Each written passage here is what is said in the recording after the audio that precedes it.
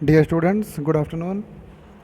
पिछले वीडियो में हम लोगों ने एक्सरसाइज 4.2 के जो टॉपिक्स थे वो पढ़ लिए थे। अब आज हम एक्सरसाइज 4.2 के क्वेश्चंस लगाएंगे। ठीक है, तो चलिए क्वेश्चन स्टार्ट करते हैं। पहला क्वेश्चन देखिए। पहला क्वेश्चन आपको दिया हुआ है, classify the following curves as open और क्लोज्ड। मतलब नीचे जो ये कर्व्स बनाए गए हैं आपको बताना है कि वो ओपन है या फिर क्लोज्ड हैं। ठीक है, तो चलिए देखिए, मैंने आपको बताया था कि ओपन कर्व कौन से होते हैं, जिनका एंड पॉइंट और स्टार्टिंग पॉइंट अलग अलग होता है। और क्लोज्ड कर्व क्या होते हैं, जिनका एंड पॉइंट और स्टार्टिंग पॉइंट एक होता है। तो जैसे पहला वाला देखिए, इसका एंड पॉइंट स्टार्टिंग पॉइंट यहाँ है, जबकि एंड पॉइंट यहाँ पर है। एंड पॉइंट यहाँ पे है, स्टार्टिंग पॉइंट यहाँ है, तो ये क्या हो जाएगा, ओपन हो जाएगा। ठीक है, इसमें देखिए, मान लो जैसे यहाँ से हम बनाना शुरू करते हैं, तो ये ऐसे ऐसे करके ऐसे ऐसे करके ये ऐसे ऐसे करके बना करके फिर वापस यहाँ लगा के मिला दिया, तो इसका एंड पॉइंट और स्टार्टिंग पॉइंट एक ही है। तो इसका मतलब ये कौन सा क्लोज हो जाएगा, कर्व हो जाएगा, क्लोज्ड कर्व हो जाएगा। ठीक है, ऐसे ये वाला ओपन हो जाएगा, ये क्लोज है, ये भी क्लोज है। ठीक है, चलिए आगे चलते हैं।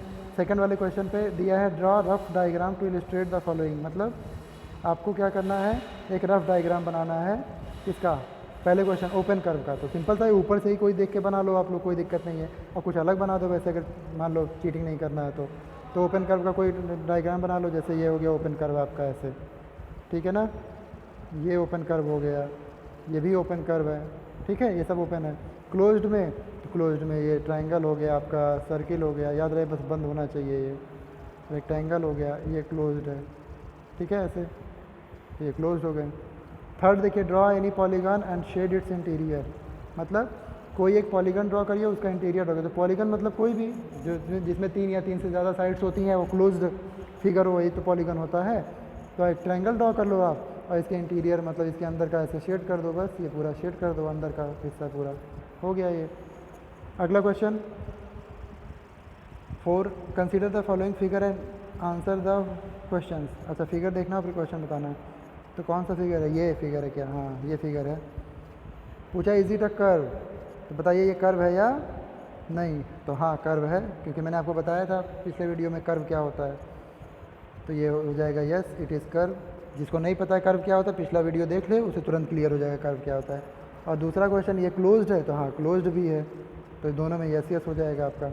अब पाँचवा, illustrate if possible each one of the following with rough diagram. मतलब क्या, ये नीचे 3 क्वेश्चन दिए हैं, आपको बताना है इनका रफ डायग्राम ड्रॉ करके। पहला, a closed curve that is not polygon.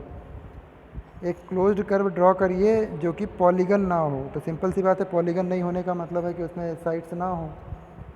ठीक है, तो ये यही हो गया आपका सर्किल है, ये क्लोज कर्व जिसमें जो कि पॉलीगन नहीं है।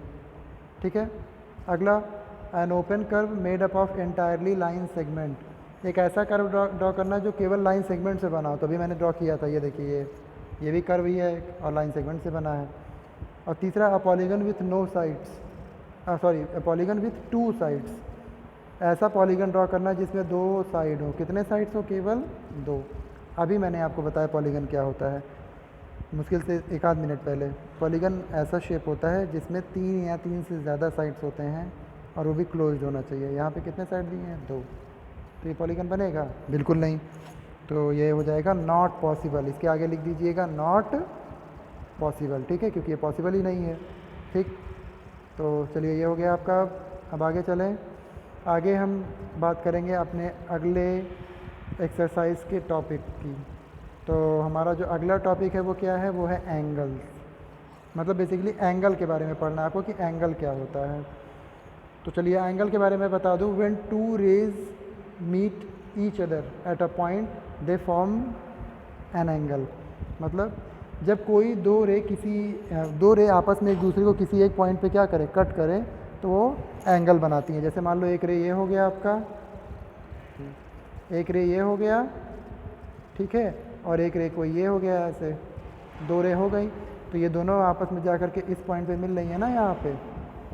तो जिस पॉइंट पे मिल रही है यहाँ पे ये एंगल बनाएंगे, यही हो गया एंगल।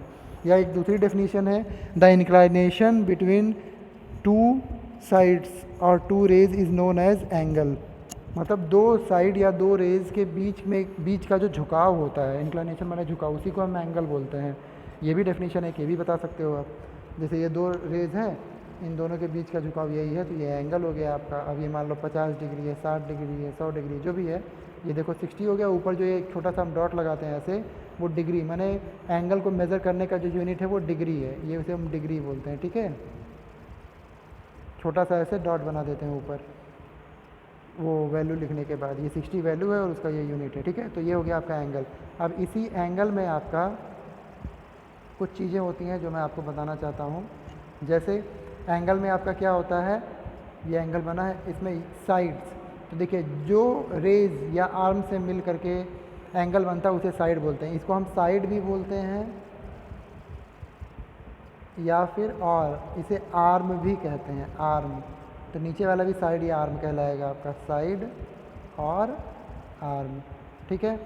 अब ये साइड हो गए। जिस पॉइंट पे एंगल बनता है, ठीक है ना, इस पॉइंट को हम बोलते हैं वर्टेक्स। क्या बोलते हैं, वर्टेक्स, ठीक है ना। और ये जो एंगल बना है यही आपका एंगल है, ठीक है, यही एंगल है, ठीक है ना। तो बस यही कुछ चीज़ें थी जो आपको बतानी थी एंगल के बारे में, ठीक है ना।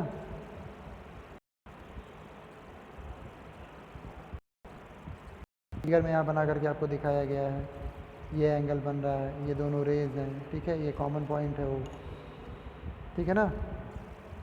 अब ज़रूरी नहीं है कि एक ही में हो, देखिए यहाँ पे ऐसे बना दिया गया है, इन कॉमन पॉइंट आपका एक ही है लेकिन दो एंगल बन रहा है, एक यहाँ बन रहा है और एक यहाँ, और एक ये यहाँ पे भी 3 एंगल बन रहा है इनफैक्ट। इन दोनों रेज के बीच में ये बड़ा वाला एंगल बन रहा है, इनके बीच में केवल ये छोटा वाला और इनके बीच में ये छोटा वाला, ठीक है ना।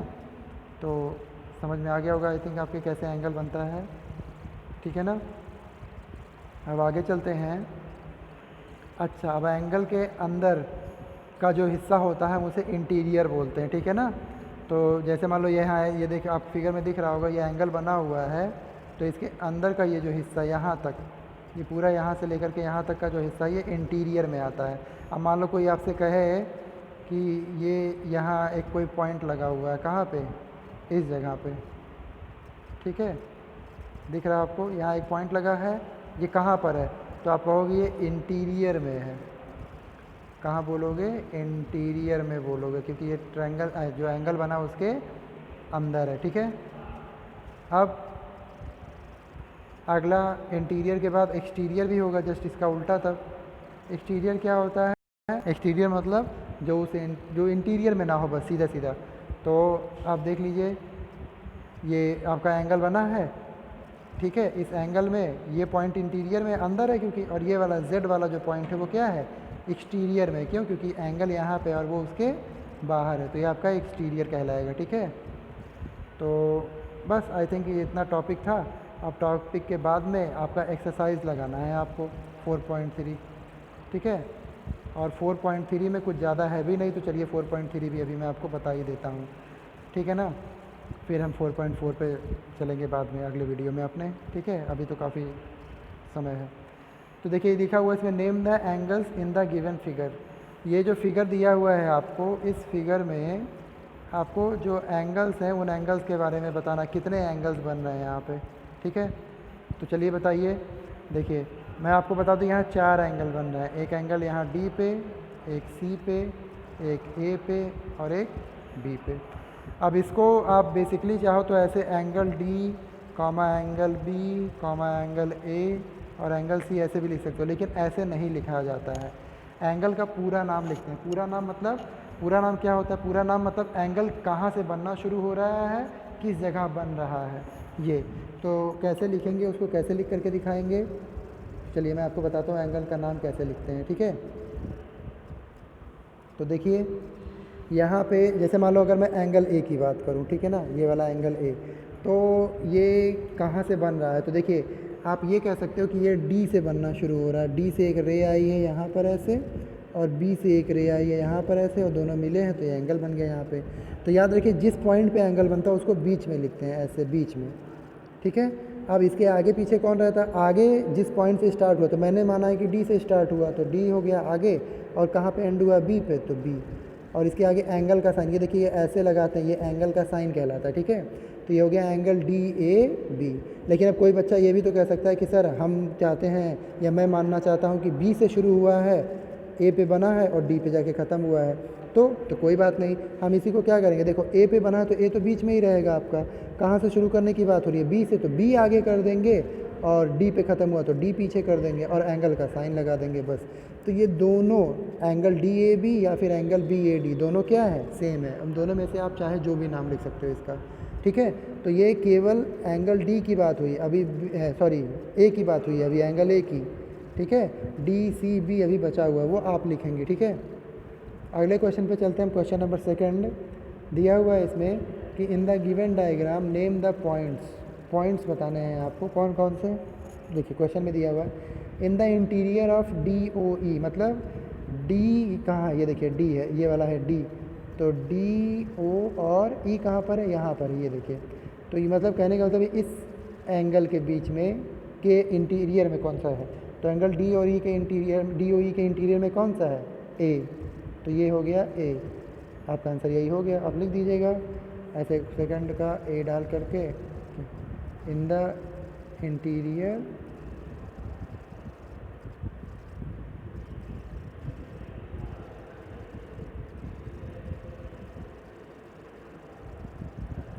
इन the interior of angle D O E is point, कौन सा पॉइंट है, ए है। बस इतना ही लिख दीजिए, काफ़ी है, ठीक है। तो चलिए ये हो गया आपका। ऐसे in the exterior of E O F, E O F के एक्सटीरियर में तो ई ओ एफ ये है तो इसके एक्सटीरियर में सी है, तो ऐसे दे करके आप कर लीजिएगा। ऑन ई ओ एफ के ऊपर, मतलब ई ओ एफ, तो इसके ऊपर कौन सा, ये वाला एक पॉइंट है, कौन सा पॉइंट है, हटा के देखता हूँ इसको मैं, ये आपका है बी, ठीक है। तो ये बी हो गया आपका, बी आंसर हो जाएगा, ठीक है ना। अब चलिए थर्ड वाले क्वेश्चन पे चलते हैं। दिया है draw rough diagram of two angles such that they have one point in common. अच्छा, दो एंगल्स आपको ड्रॉ करने हैं ऐसे कि उसमें दो पॉइंट कॉमन हो, ठीक है। तो बड़ा सिंपल है, आप यही देखिए, यही एंगल ड्रॉ कर लीजिए आप,